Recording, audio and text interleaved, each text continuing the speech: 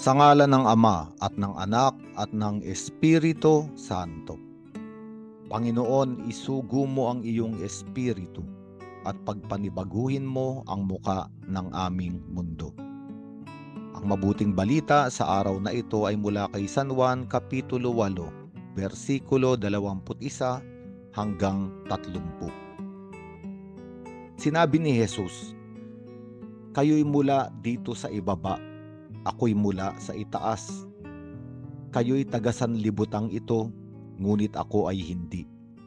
Kaya't sinabi ko sa inyong mamamatay kayo nang hindi pa napapatawad sa inyong mga kasalanan kung hindi kayo maniniwalang ako'y si Ako nga." At ang ibanghelyong ito ay pagpapakilala ng ating Panginoong Hesus na Siya ay Diyos.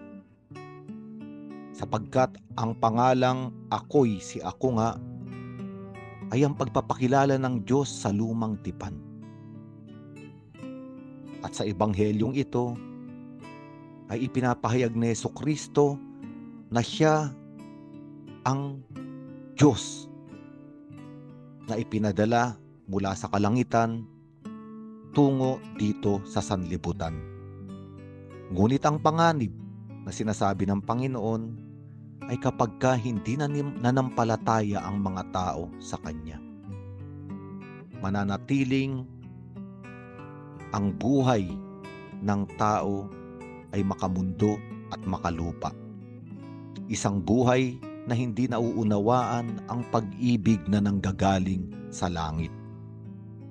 Kaya nga sinabi ni Jesucristo, kapag hindi naniwala ang mga tao na Siya ay ipinadala ng Diyos Ama sa langit para sa kaligtasan ng sanlibutan, ay mamamatay ang mga taong hindi nananampalataya nang hindi pa napapatawad ang kasalanan.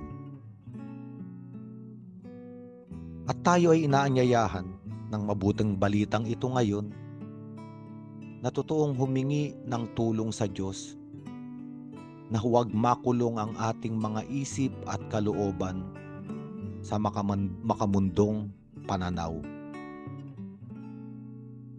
Na huwag manatiling ang ating paningin ay makasanlibutan. Humingi tayo ng biyaya sa ating Panginoong Hesus na bigyan tayo ng mata ng langit.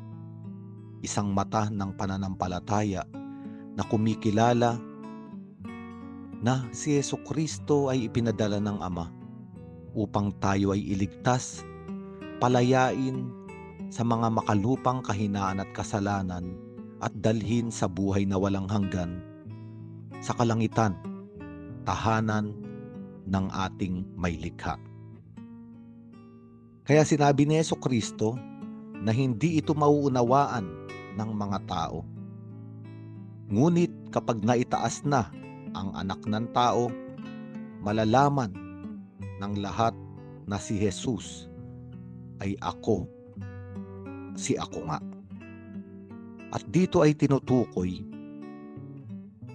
na si Jesucristo ay itataas sa panahong Siya ay ipapako sa krus. At doon ipapahayag ang pagka-Diyos ng Mesiyas. Kung ating iisipin, ito ay isang malaking kabalintunaan, mahirap unawain. Isang makapangyarihang Diyos ang ipapako sa krus na walang kalaban-laban. Hindi ipinagtatanggol ang kanyang sarili na para bang wala siyang kapangyarihan. Ngunit ito ang malalim na misteryo ng pag-ibig ng Diyos. Bilang Diyos, kailangan siyang itaas sa krus upang ipahayag ang walang hanggang pag-ibig, ang pagmamahal at ang pagpapatawad sa mga taong makasanlibutan.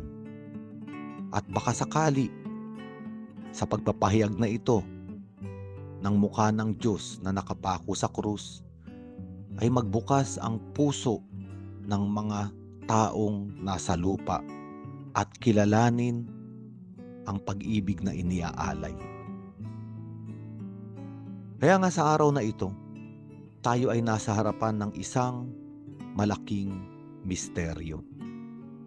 Sapagkat sabi ni Jesucristo, ang maniwala sa pag-ibig na ito at ang maniwala sa ating Panginoong Hesus na siya ang Diyos ay maliligtas. Ngunit ang hindi maniwala ay tatanggap ng paghatol. Isang paghatol sapagkat ibinigay ang pag-ibig, ngunit hindi tinanggap. Nagbigay ng regalong alay, ngunit tikom ang mga kamay para tanggapin ito. Tayo ay inaanyayahan ng Panginoon sapagkat tayo ay Kanyang minamahal ng lubusan. Nais niyang buksan ang ating mga mata at hindi lamang makita ang mga pangyayari sa ating buhay sa makalupang paraan, kung hindi gisingin ang pananampalataya sa ating puso at makita na ang kasaysayan natin ay kasaysayan ng kaligtasan, kasaysayan ng pag-ibig na walang kondisyon ng Diyos sa ating lahat. Sa ngalan ng Ama at ng Anak at ng Espiritu Santo.